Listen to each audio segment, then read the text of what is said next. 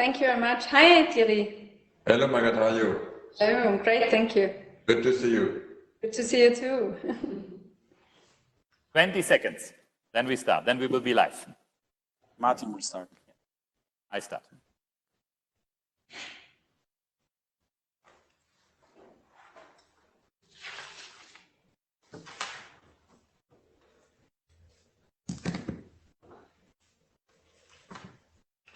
Welcome, ladies and gentlemen. Welcome, Austria. Welcome, Europe, to this further edition of our Europe Week debate marathon.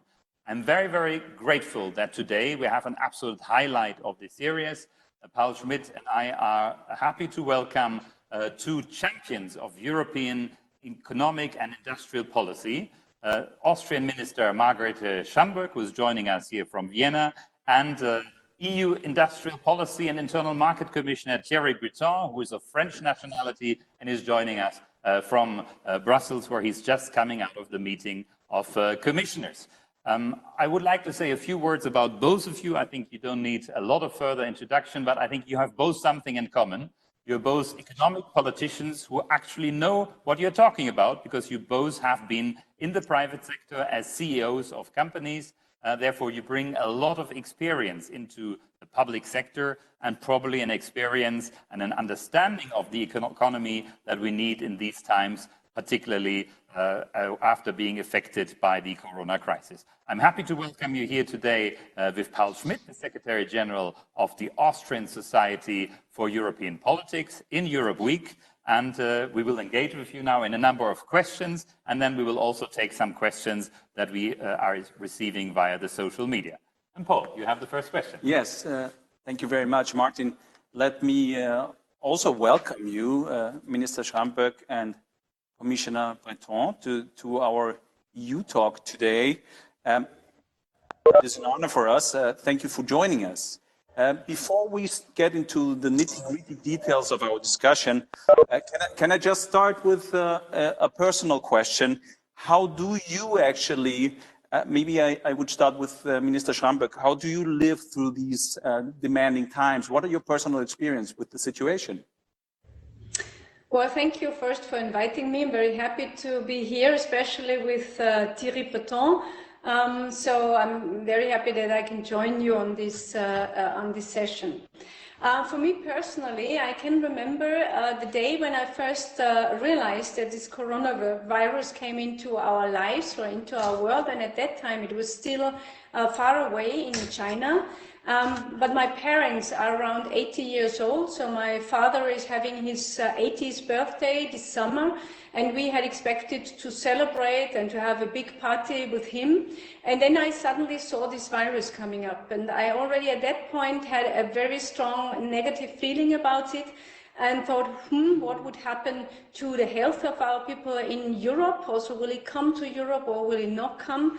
And therefore, I was very early aware of this. And second thought, of course, was already, what does it mean for the people working in Europe, for all those people in the companies? And this is how I first saw the virus, and we saw it then coming up to Europe.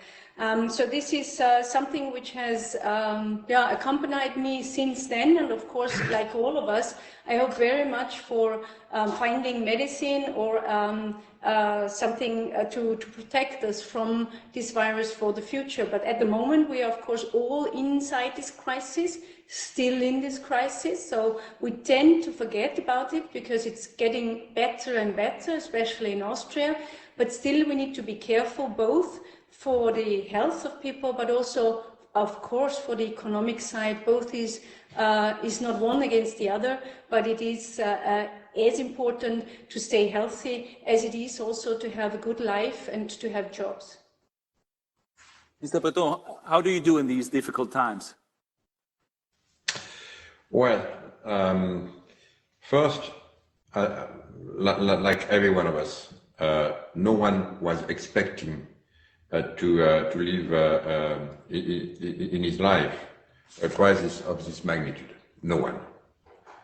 Even if, Martin, you mentioned that I had a previous life in business, even if I was also Minister of Finance before. And I know pretty well China. I have been, by the way, in my previous life, one of the first one to install. It was in the late 90. The first factory is in the Pearl River, Detroit, between Shenzhen and Guangzhou, and I had at that time many factories. I was running a big consumer electronic company, so I know China very well. And to tell you the truth, when we start to see the first signal of what was happening in China, early January, I came to see Ursula von der Leyen in her office, and I say, President, what's happening is important. It's important for China, it's important for the world. We know that unfortunately we had also this kind of crisis in the past. And I think it's important that somebody is coming to China. So I said, I volunteer. And I said, maybe it would be a good idea if somebody from the Commission comes to China. I said, oh, it's a good idea. And then unfortunately, Martin, I wasn't able to go because I had some restrictions. You know the Commission probably better than I do.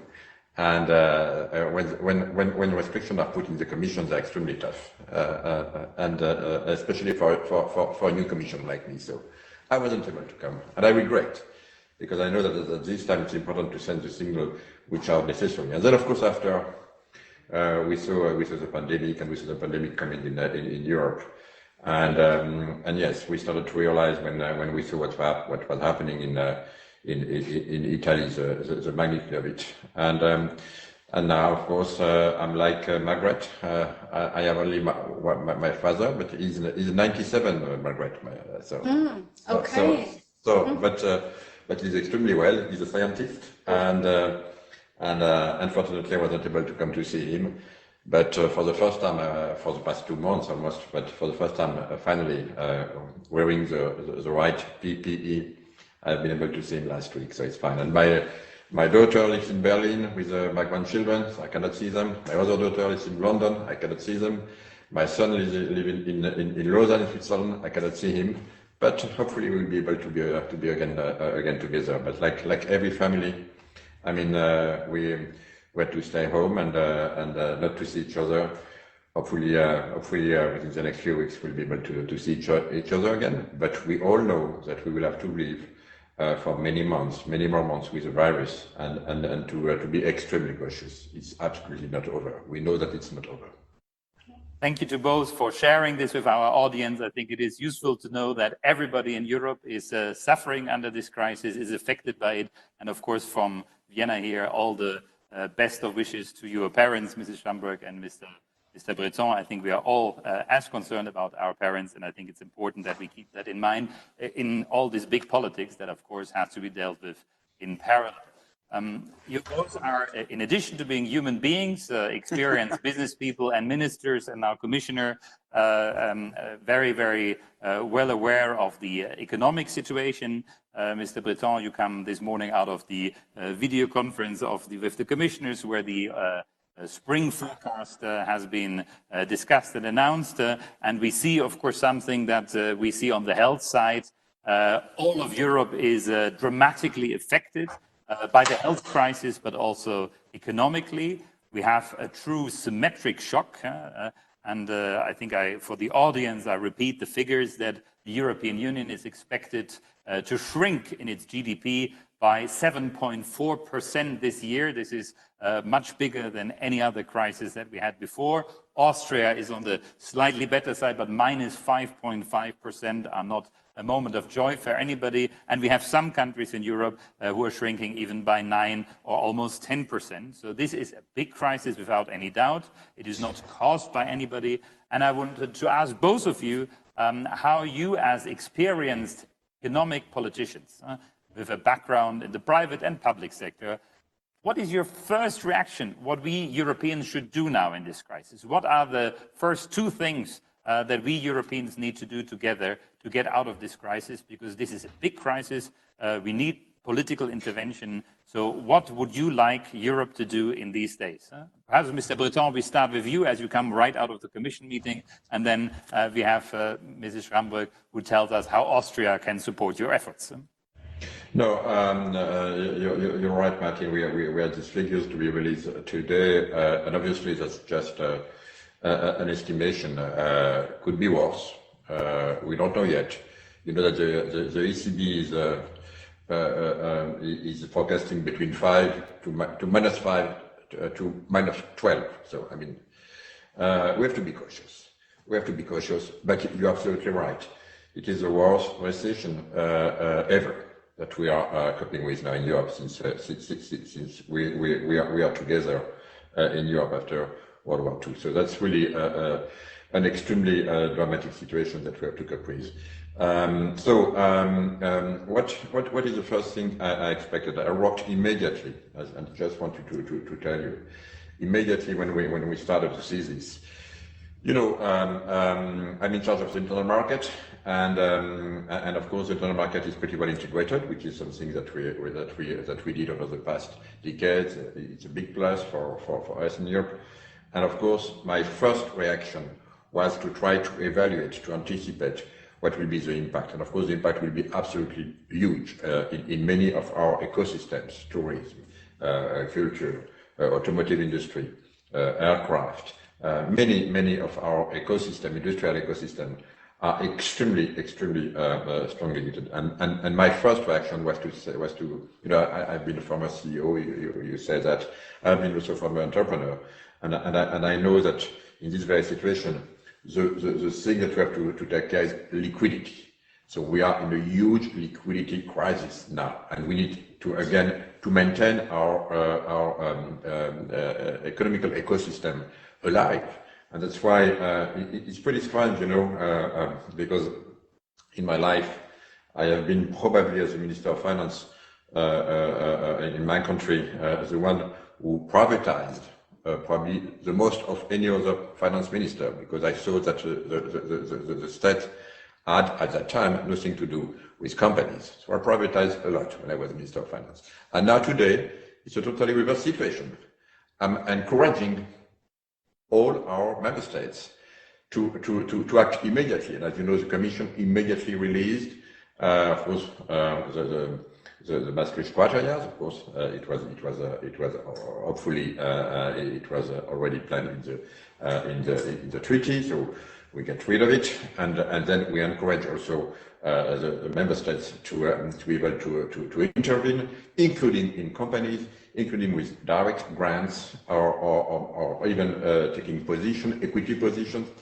And I think it's extremely important that we all do this immediately, again, to maintain our ecosystem alive, and also to maintain a level playing field between us in Europe. So we need to do this on a sort of equal basis.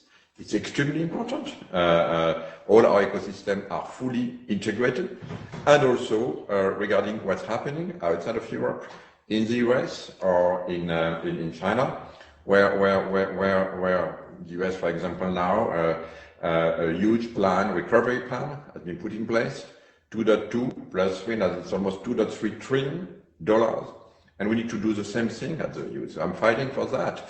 We need probably to have a plan of this magnitude in order to be able to maintain, again, our ecosystems and also the level playing field between us and between our main partners, competitors, US and China. So we are working now for this recovery plan fund, and of course I'm pushing for being able to have the kind of magnitude that others are doing. Thank you, Mr. Breton. Mrs. Schramberg, 5.5% reduction of Austrian GDP because of the corona crisis is, of course, on the one side, because we give public health the priority, as the Austrian government, as all European governments have done, and I think this is very important. I think all human beings in Europe are grateful for these approaches, but on the other side, a big economic loss. What would you want Europe and our member states to do together now in the coming months to get out of this crisis sooner rather than later? Yes, what is important, it's a world economic crisis. So we can see this in the figures which have just been published, that it's hitting the countries in Europe, but also outside Europe, also China and also the US. If we look at the Austrian figures, we are on minus 5.5%. So only Luxembourg and Poland are better than us. So what it seems somehow is that if you have rather strict rules on the health side, you can be lucky. We do not know yet altogether, but you can start the recovery a little bit earlier, and you can then have all the measures to secure both liquidity, as has already been mentioned by the Commissioner, and on the other hand side, jobs. And for jobs we have created something very special, which is a specialized short-time work program, which has functioned very well, and the companies have adopted it. So what we can see is that if we also ask ourselves, there's some people asking, is it health versus economy? I think it's both. We need to make sure that we take care of the people and have as many measures taken to have as few dead people as possible, and on the other side to recover as quickly as possible. And now we are in this recovery phase, we are in this comeback phase in Austria. We're preparing ourselves and we want to be ready within the next 2 weeks, so end of next week, beginning of the week after. We are talking a lot to experts, to companies, to social representatives, because none of us had this experience before. So what we need to collect is the best ideas to get out of this crisis, and these are local ideas and also European ideas. If I look to the European side, it is important, if I look what we would need and what the companies tell me, is to re-establish the single European market, because this is something, the borders are an important topic at the moment, and it's not only for the transfer of goods but also for the transfer of people. So what we would need is the establishing of some sort of European rule. It cannot be on a bilateral basis, but we need, based on health standards, to establish rules which say, okay, if you achieve these health standards in your country, then we can re-establish the 4 freedoms inside the European Union. And I think this is something which companies tell me what they urgently would need. A second topic is, we have initiated this, I've initiated this together with the Minister of Finance in Austria, is the reform of the EU state aid rules, because now we have seen very good and quick reactions. However, we can be even better and do even better. And this is what we intend by asking for a reform. And this reform for us should come earlier than 2033. So this is also something very concrete in the direction of Margrethe Vestager, also to say that we need this reform. I give you concrete examples. I have companies, there is a limit of 800,000 euro in these reforms, and we would need 2 million euro. This comes from the practical side. You've said I was a CEO, as Thierry was for many years, and for 15 years, and these companies give me the feedback, and we see we would have to increase the limit. Or also that we have a softer definition for undertakings in difficulties, because I have companies which we have to reject. These companies are searching for medicine, a medicine for the coronavirus, and they are not fulfilling the first topic, like 50% of consumption of their capital. And we had to reject them, but they would be very important for the research part. So this is also something very concrete. And then I'm very convinced that competition law and procurement law, we need to have a look in this phase. Both are very challenging parts. How can we secure the European companies from unfriendly takeovers? And second, how can European procurement law assist the companies? So it's not always needed to take money. Of course, we need a lot of money to establish liquidity, and we have a package of 38 billion euro for the Austrian companies, but at the same time there are topics where European Union and the Commission could help us, which is not always money. And this is competition law, this is procurement law, this is the rules for EU state aid. And these are topics which can be taken very quickly, I guess. Thank you, Minister. So there are a lot of topics on the table to discuss. On a small footnote, and for organizational reasons, just let me remind the viewers that if you out there want to ask a question, please send us your comments or questions via social media, and we try to integrate them into the discussion. Mr. Commissioner, a lot of issues on the table. Maybe you could start by telling us what is the situation with re-establishing the single market? What is the situation on the national borders? Where are we at the moment?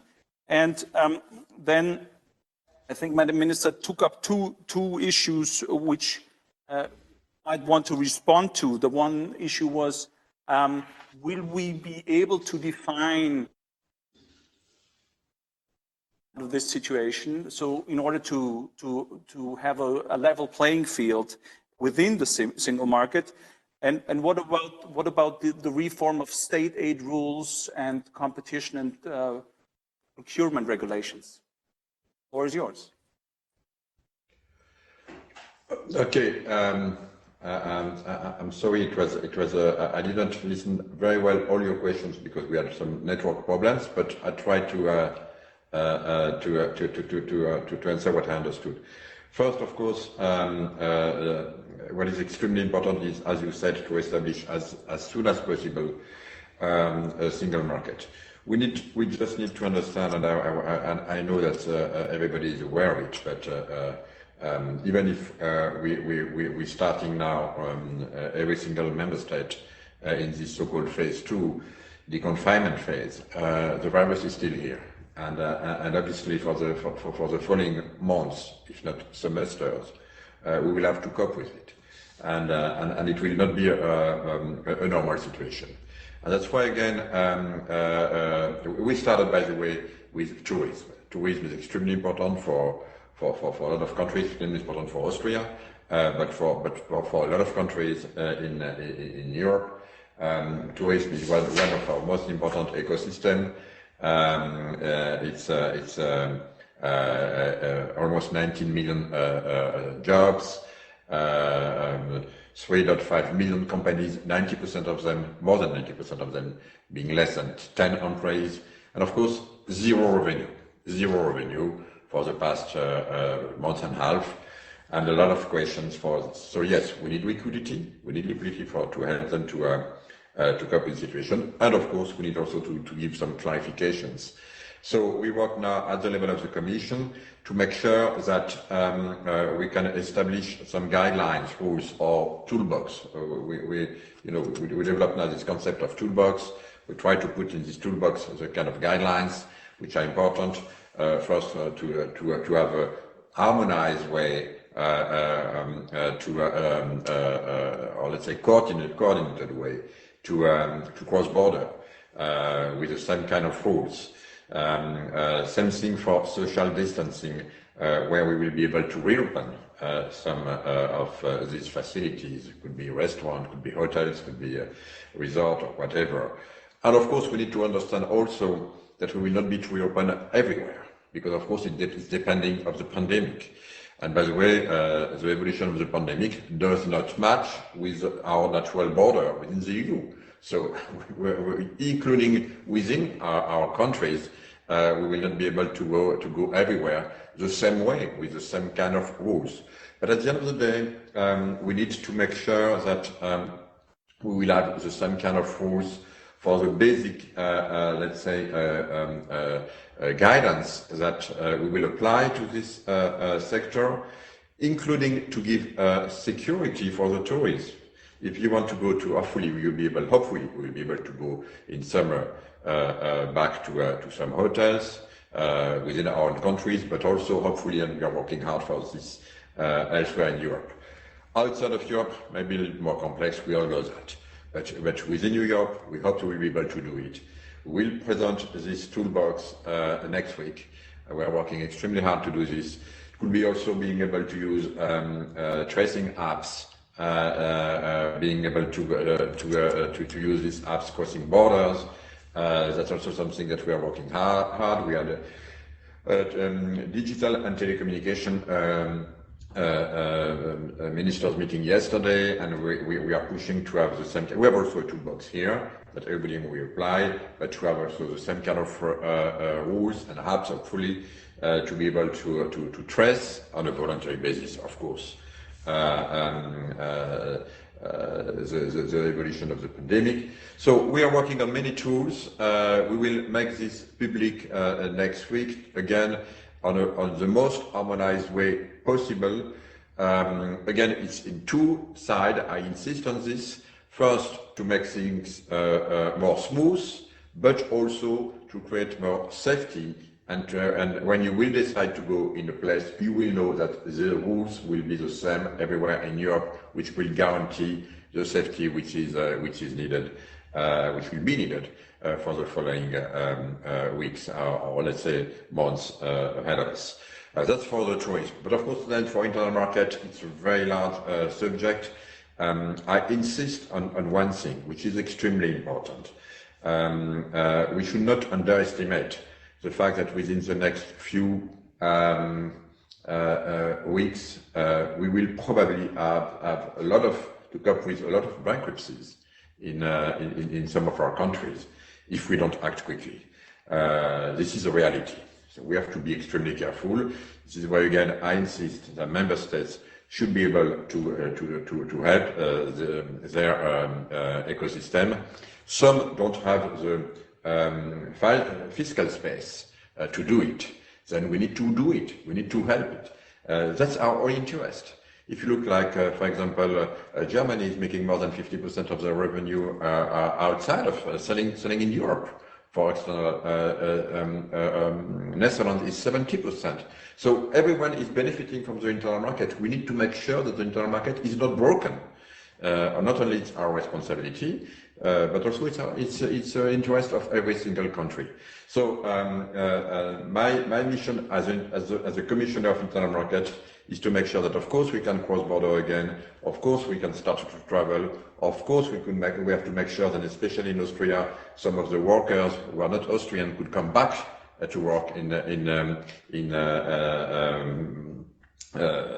many companies, including for construction companies. I know that this is an issue. We are helping it, but it's not the only thing. We need to make sure that we keep again the single market the way it is, to be able to rebound and to be ready for the recovery. Thank you, Commissioner Breton, for the detailed answer. I think you addressed many of the points that were mentioned by Minister Schramberg as well. I noted that both of you mentioned the word level playing field and internal market, which I think shows that there's a lot of convergence. There was, however, over the last weeks, a little bit of a debate between Austria and the Commission on the state aid rules. If I understand you well, on both sides, this problem seems to have been solved for now, because all Austrian state aid schemes have been granted for now. But what we're looking now, if I understand you, Mrs. Schramberg, for a broader reform of state aid and competition law in the future to position Europe better. Is that, have I understood this correctly? Have we solved the slight misunderstandings between Brussels and Vienna? And are we now on track to work together for a stronger, more competitive joint system? Well, are there still open issues? Because I think even though Mrs. Vestager is not there, I'm sure Mr. Breton is also very informed. Yes. Huh? Yes, but half and half. So of course, we have got the invitation for Margaret Vestager, all for continuing talks and to continue the talks. And of course, we will accept that. I'm very happy to talk with her about it. So yes, we have got approval for the existing tools, which inside the current possibilities we have handed in, and so we have got the approval. And this was quite fast, and this was quite good. However, what we found is from the practice side, additional need and additional urgent need. I have given you the examples, for example, from 800 to 2 million. This is one of the examples, or also softening of the UID difficulties that companies have, because we have these special R&D companies who cannot fulfill the criteria and cannot therefore not search in it. Or, for example, SME guarantees should be, in my opinion, free of charge. So I think there is room for improvement, and we would need quick improvements, coming back like a rapid prototyping. I always call it, Thierry, it's like rapid prototyping. Yeah? We are in where we need to launch topics very quickly so that we can address 80% of the companies, and then we find out, we have to adjust. And unlike old politics, we need to adapt very quickly, because none of us has had this experience before. Last time it was during the crisis of the Spanish gripe, the Spanish flu, yeah? And none of us can have this experience, and therefore we do this rapid prototyping, we develop, and here are concrete suggestions for this, and so we will be happy to continue the talks on this, because I'm convinced it's there in other countries. So I've talked to Hungary, Germany and others who have the same topics, and it doesn't mean that it has been incorrect so far, but it has been as it is to address a big amount of companies, and now we have to, in the rapid prototyping process, to adjust. And then secondly, we need a reform, in total reform, and this is now planned for 2023, which I understood, and my wish would be to take it earlier, because it's one of the instruments which will help us a lot, and is working quite well the moment it is established in a way that we need it from the practical side. And I think this is where we stand at the moment. So there is still disagreement on some part and agreement on others, and I think we will continue the discussions, not to discuss for discussion's sake, but to get the system evolving for the sake of the companies out there. And I know Thierry is in the boat for this, because we do have these companies out there, you have mentioned it, which we need to help. At the moment in Austria, there is like a frozen time for bankruptcy. We do not see bankruptcy at the moment, as on the contrary, we see a big reduction of this, but it is like in a vacuum. Yeah, it is at the moment, it's a special situation, but it will come second half of the year and next year, and there we need to be there, and we still have time to react and to help, and this is what we are searching for. Thank you, Minister, also for clarifying that this is an unprecedented crisis. Everybody is doing what they can to help to preserve jobs and companies, and I'm glad to see that there are good talks between Vienna and Brussels now, and that we are making progress. Of course, not everything is agreed yet, but at least there's progress, and I'm sure that also solutions to new and other problems will be found soon. I don't know if Commissioner Breton would like to add something to this aspect. I know well Margaret, and I do everything I could to help, as you know, Margaret. And I will be always the one to push to do things more quickly, because you're right, in this crisis, it's also a time to review some of our rules, but we cannot wait. So if we have to review it, we better do it now, because we know that tomorrow will be too late. So I will be on your side, Margaret, to push as much as I can to make things happening quickly. But on the other hand, we have to be careful also, to make sure that we maintain, I will say it again, a level playing field within the whole EU. Let me give you an example. Today, as we speak, and Germany put a fantastic plan. If I had been a Minister of Finance in Germany, this will never happen. But I will love to put the plan in place. 356 billion euros, voted, by the way, in less than 6 days in the Bundestag. So it shows that when it's needed, you can do things quickly in Germany. And that was important.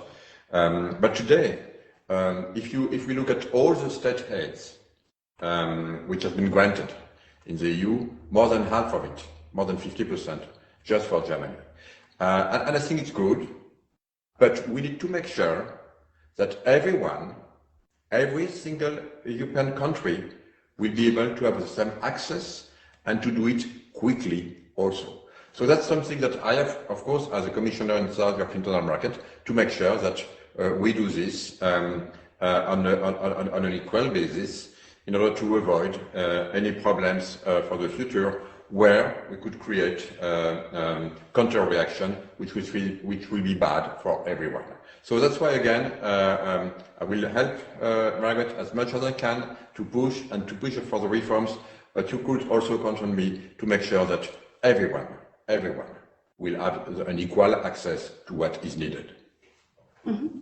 Mr. Commissioner. Can I add yes, something please to the tourism part, which you have mentioned, Thierry? You have talked about tourism before, and I just wanted to mention something about tourism, because it makes up 15% of Austrian GDP, and we have a lot of people working in tourism, as you have mentioned, in family business and small business, really small units. And so here it is important that we have also the support from the European Commission to find, as you have mentioned, common rules. So a framework of common rules for this summer and the next winter to come. I would like to ask also for this uniform, coordinated approach for the borders. Because on the one hand side, we have the goods moving, and we need to free these goods moving inside the European Union as one of the important topics. But on the other hand, it would be most important for tourism, especially for smaller countries, of course, to have clear rules. Health rule coming from the health side.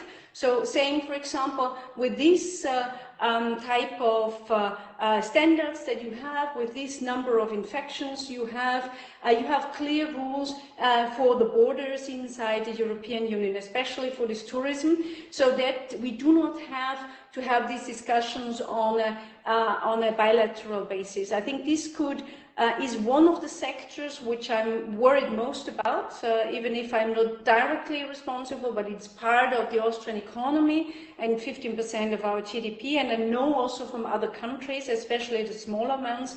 So if I could suggest common criteria for this tourism and the crossing of borders, this would really help us all and avoid a lot of negative discussions that we have at the moment, especially for this field. So this is something I just wanted to reflect on what has been said on tourism before we move on. Minister, you're making our job very easy today, because we don't have to bring up new issues, because you bring them up yourself, which is very good, because we have a lot of issues we want to talk about anyway. Mr. Commissioner, do you want to comment on the topic of tourism and the question of freedom of movement that the minister just mentioned? No, I think I already mentioned it. We are working on it. We will issue our toolbox next week. And again, this is health and safety. It is mobility and cross-border. And I insist on the fact, and you're right, Margaret, to speak about cross-border, because we need to make sure that we can have the sort of same kind of rules to cross-border. But I insist also on mobility, because in order to go there, of course, you may go by car, fine. If you go by train, then we will have to have the same rules in terms of social distancing. See, we are working on this too. For planes, of course, the same story. So you see, this is a very wide problem that we are working on. But I have good hope that we will be able to land with something which will be comprehensive and which will be hopefully helpful, even if at the end of the day, you know, like me, that what will be important is the decision of the health authorities, which will have to have the last word. on where you'll be able to go, how you will be able to go, including in Austria, if you still have some areas which are not yet totally quote unquote safe. Same thing, of course, everywhere in Europe. So we are handling all these different situations. But again, I hope you will be able to start to use the toolbox next week, and that it will be helpful for the tourism industry, because I'm like you, it was the first ecosystem that I wanted to go public with, because I know the situation that all these small companies are coping with. By the way, we discussed, even me and Margaret, on this subject many times together, and hopefully it will be helpful for them. But we have to be realistic also. I mean, if we can reopen, it will be fantastic. But the season will be extremely bad versus what it has been, of course. I just want to give you the figures that we have. Figures that for the whole tourism industry in Q2 will be maximum 10% of in revenue of what was achieved last year at the same quarter. And now we work on a plan that I have here. Of course it's a plan, but we hope that maybe it will be a little bit better in Q3 and in Q4. But still, the revenue expecting in the whole industry will be probably, if everything is good, not more than 50% of what it has been last year. So I mean, this is where here again we need also to work on this package for the recovery fund. One side being liquidity and grants, the other side being allowing maybe loans, more long-term loans, to help also the tourism industry to reinvent itself. And this is why I convene a big meeting, a big forum, hopefully just after the summer, if we can convene again, together with all the key players of the tourism industry, to start to draw the first conclusion, if I may say so. We will still be, of course, in the crisis, but hopefully in a better situation or better shape than we are today. And of course, to start to think what about a more sustainable tourism, including more digital in it, taking in consideration the platforms, being more green. In other words, using the two digital trends that we highlighted when we presented the whole industrial strategy for Europe, more digital and of course more green, and how to see we could accelerate these trends and helping also the industry to benefit from it and to start to transform. If I can just, for our audience, draw a line here, because I think there on the issue of tourism, we saw both of you favor a common European approach and, if possible, not bilateral solution, common criteria, how to progressively open to tourism where this is possible and reconcilable with the public health considerations, which must take precedence. And from that, I also take that you both see that this year there will be some tourism possible, but it will not go back to what we are used to from last year. Therefore, the importance of the third element that Commissioner Breton just mentioned, the recovery instrument, the recovery plan on which the Commission is working. Mr. Schamberg, if I can turn to you, because Mr. Breton and his colleagues are still working on the recovery instrument for next week and the links to the multi-annual financial framework. What is your expectation on tourism, but beyond that, how much money do we need to really recover Europe from a crisis of more than 7% of GDP shrinking this year, according to the estimates? It can, as Mr. Breton reminded us, be even bigger, up to 12 or 15%, as Christine Lagarde once said. How much money is needed, and where do we find this money for this Marshall Plan that we need after this unprecedented crisis? And what are your expectations to the Commission, to the EU institutions, and what is Austria ready to contribute to these efforts?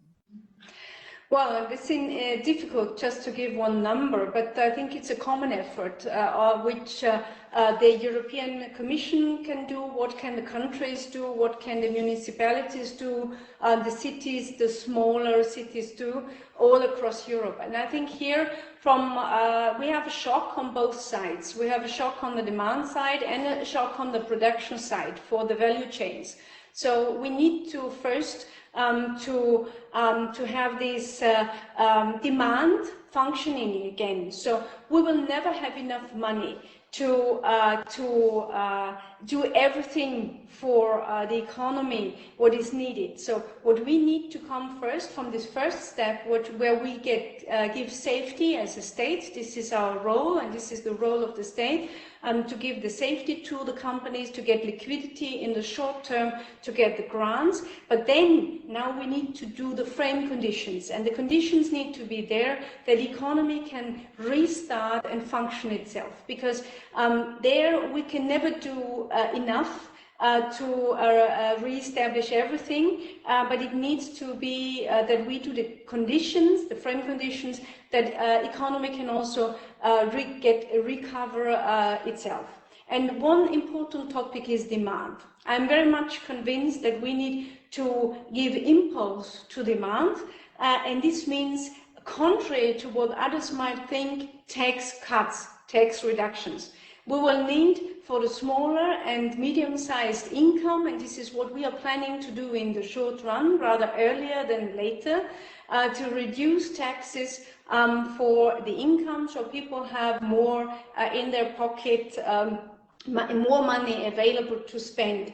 Because what is worrying me most is that we can see that people start, of course, not to consume, but start to put the money back. So we need to give them security, that there is enough money for them and that their jobs are secured. So that is these two topics, is demand stimulation. We will need a toolbox, as Thierry has correctly put, a toolbox for demand stimulation, and that might look different from country to country. For Austria, one of the toolbox will be a tax reduction for smaller and medium-sized incomes, very soon. Then the other side will be on the production side. So how do we have incentives for investments? And especially, we are talking a lot with experts, what is the right time for these investments? So for these incentives for investments. They might not be needed now, immediately now, but we need to work them out quickly so that companies can rely on the fact that these incentives will come. So it's all about trust, both on the side of the consumers and both of the side of the companies producing either services or products or combined services and products. And so this is what we are working hard on, and there will be money necessary. In our first part was 38 billion for the immediate aid, and of course we will need additional money for the second part, for the comeback. This will be also a combination between what Europe can do and what we can do as a government and the municipalities can do. So we are working on that, and as on the Commission side, we feel the necessity to be very quick on that. So it will be available in the next 2 weeks already, so to give this security to businesses both and people in the business, so that we can save as many jobs as possible. Can we save all the jobs? No, we cannot save all the jobs, but we can get them back as quickly as possible in their normal lives, and this is what we are targeting for. Mr. Commissioner, what can you tell us about the talks regarding the recovery fund, regarding the establishment of the recovery fund? You've mentioned before the importance of a level playing field.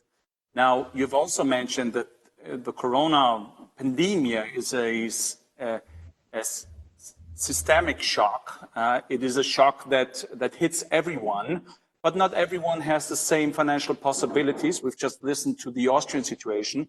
Not everyone has the same financial leeway to get out of this situation. So how can the recovery fund make sure that actually help everyone, but help those who are even more in need than others, I would say, And where do you see the balance between loans and subsidies, for example? What is your reaction to what the minister just said? Yeah. First, I think Margaret presented a very coherent plan, and I think it's exactly what should be done. But what Margaret did not mention is that Austria has not the first euro available to finance all this plan. Austria will need to borrow it, right, Margaret? Yes. Yeah, like all the countries, yeah. That's exactly where I wanted to go, like everyone. What is something extraordinary in this crisis is that, and I want to be very clear, not one single country has the first euro available to cope with the situation. Everyone will have to borrow, some will say to beg, to have the money to do it. No one has the first euro available. Everyone will need to borrow it. And that's something extremely new on the planet. Extremely new. By the way, including the US, of course. But extremely new. And of course, you have two things to look at it carefully. First, the past. And sorry to speak about myself, but when I've been a minister, I have been a strong advocate to make sure that we were maintaining the Maastricht criteria in my country. And we did when I was Minister of Finance, including for debt and including for deficit. But maybe the first time and the last time, but we did. And it was my mission and my job as a Minister of Finance to do it. Past is the past. Now, for the coronavirus situation, which will last what it will last, we just have to make sure that just for what is needed for the situation, everyone will need to have access to finance its own recovery plan, will be able to find the liquidity which will be necessary to do it. And I think it's just our job, our mission at the EU level to make sure that this will happen.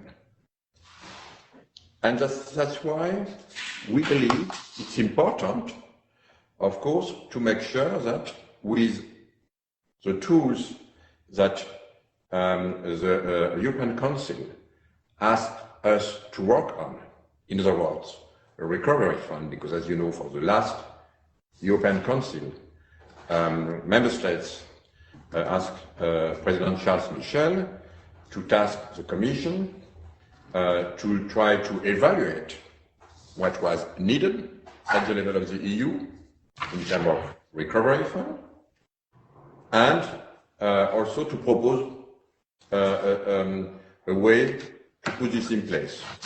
Could be, as Martin mentioned, in the MFF, could be elsewhere. We are working now to see if we can put it in the MFF. But of course, the first task is to understand what is the magnitude of what is needed at the level of the EU. It's just a basic way of working. Before starting to speak about the tool, let's start to speak about the needs. And then the Council asked more precisely the Commission to work specifically sector per sector or industrial ecosystem per industrial ecosystem to try to evaluate what will be needed for the repair, quote-unquote, side of the fund, and what will be needed for the recovery part of the fund. Of course, for the repair, it will be probably more grants. For the recovery, probably more loans, or long-term loans. And I think that what is extremely important is now to finalize this evaluation, and we are in the process to do this, as requested by member states and by the Council, and then of course to discuss together with member states how to do this.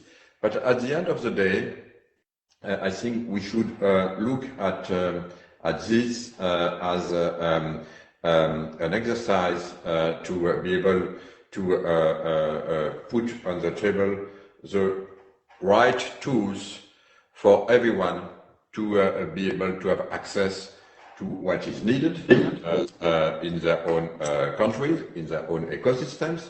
Of course, with some conditionality. I think it's fair to have some conditionality, including, for example, for the recovery part.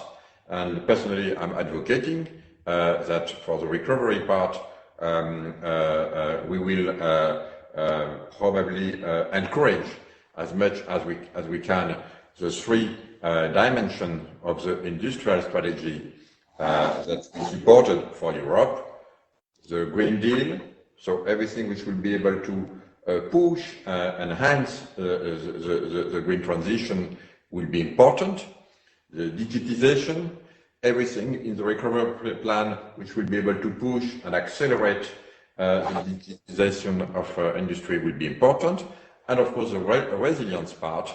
And the resilience part means probably to see if in some industries, some sectors, and we had a discussion with Margaret about antibiotics, Margaret, we may favor maybe to relocate some industry. Of course, not everything.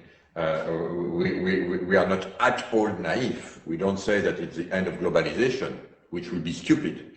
No, we just say that in the resilience part, or for some of our industries, it will be important to diversify the supply chain, probably, and/or to relocate some of our activities when it makes sense. And by the way, using the new evolution of our industrial strategy, more circular, and when we speak about circular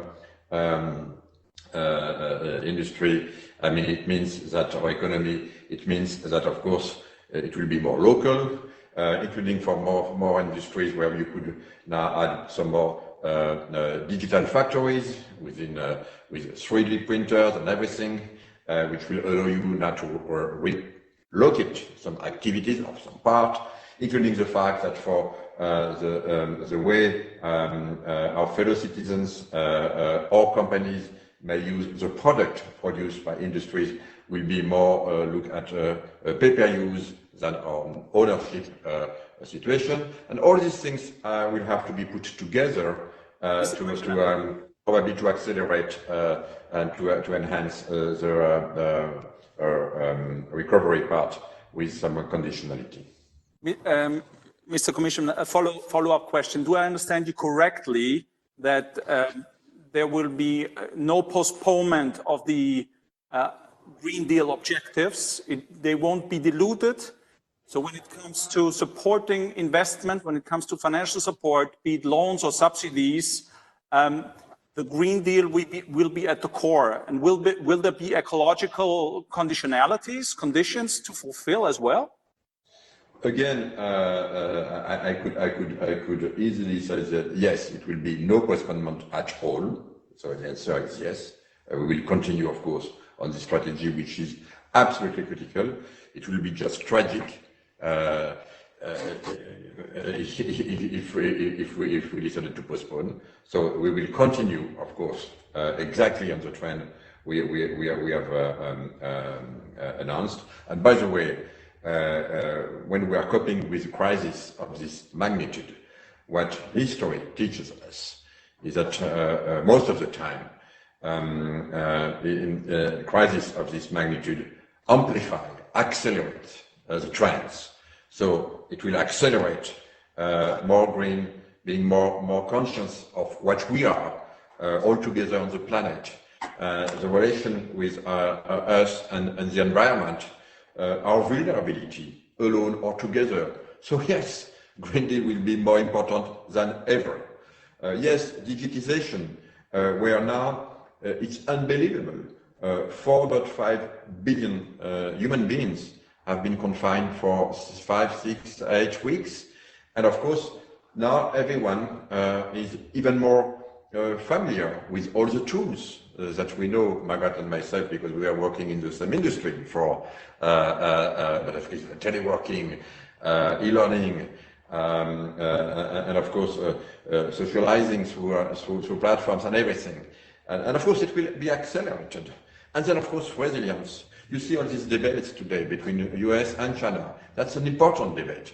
Unfortunately, I'm afraid that this debate will be enhanced or accelerated, unfortunately, after the crisis. So yes, resilience will be even more important.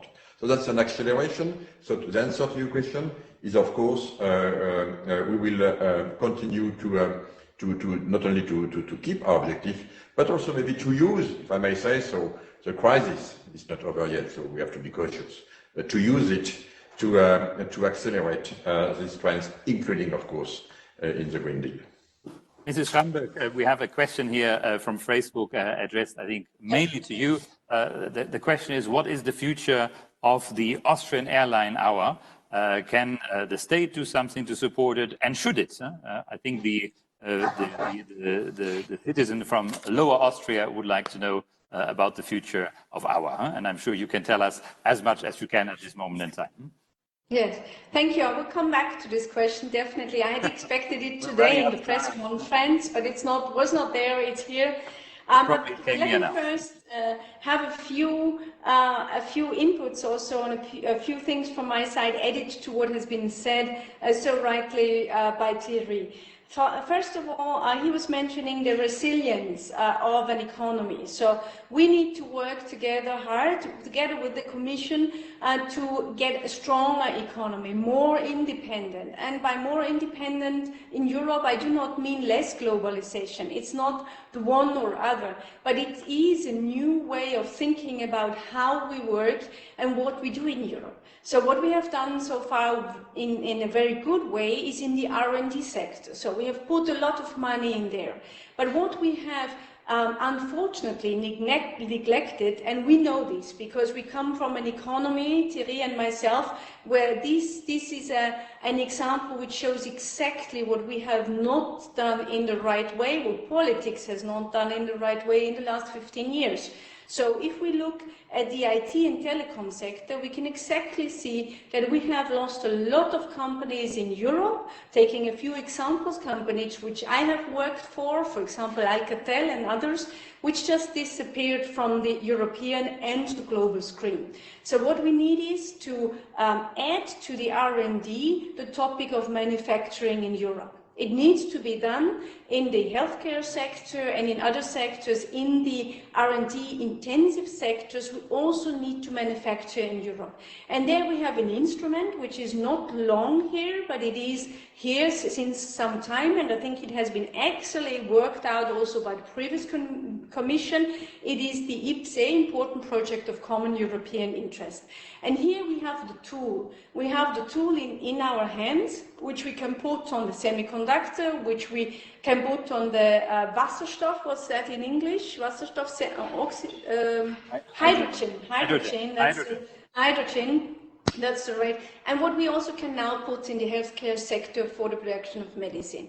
So here also I have a wish, and one wish would be if we could further develop the IPCE to a very, very quick tool that we are here, and I know Thierry is working on that, and maybe also that not only the countries can put money inside, but also maybe we find a possibility for the European Commission to put money inside, also to have this co-investment alongside to say we want R&D and high-intensive digitalized R&D, but also digitalized production. And here I come to the Green Deal. When we talk about bringing production back into Europe, we talk about green production. We talk about highly automated, digitalized production. So I even dare to say that a ton of steel produced in Europe is, and for example in Austria with Föst, is adding to protecting the environment instead of producing it in China. So you have both, not there the transport, and second, you have this highly modernized way of production so that you can put this production inside like a city of Linz, where this production is taking place, and you have still high quality of living. So yes, we need the Green Deal also to be continued, and of course we need to take care of all the jobs that we need, because we need, if people do have a job, they can take care of the environment, and I think this is very high priorities. For the digitalization, I can agree to what Thierry has said. We also have three major topics. We take digitalization, Green Deal and education. I look at the time, and Austrian Airlines, I cannot say more than has been said so far. I think we've started out the discussion with you, Madam Minister. Maybe the last word for the Commissioner. And perhaps with a concrete question, Commissioner, that is arriving from a citizen here in Austria via Facebook, who is asking, will we get better as Europeans out of this crisis than the US and China, or will we lose out in the global competitive game after Corona? What is your optimistic or pessimistic view, Commissioner? My optimistic view is that I think that after this crisis, one single word will jump in, and this word will be solidarity. We have seen within our own countries the unbelievable solidarities between the fellow citizens of all our countries, in Austria, in Italy, in France. At 8 o'clock at night, everyone in Europe applauding the one who were working like hell to try to do their best to support the one affected by this tragedy. We have seen solidarities within our own countries, with the one continue to work, even if most of the population was confined. Even if it was not the case at the beginning, we have seen some solidarities between us in Europe. After the first 2 weeks of everyone was so shocked that we had to cope with reactions, but then solidarity was here. I hope that we will see solidarities while working with the correct fund to make sure that everyone will have the same right of access to what is needed. But solidarity also between continents. I just remind you that when, coming back to your first question, when China was hit, they were lost. They asked for help. And we were here, Europe. We sent 56 tons of masks, PPE, gloves, ventilators, 250 million euros to help them in January, because they were not able to support themselves, the amplitude. Then it came back. By the way, we have been watching carefully not to humiliate anyone.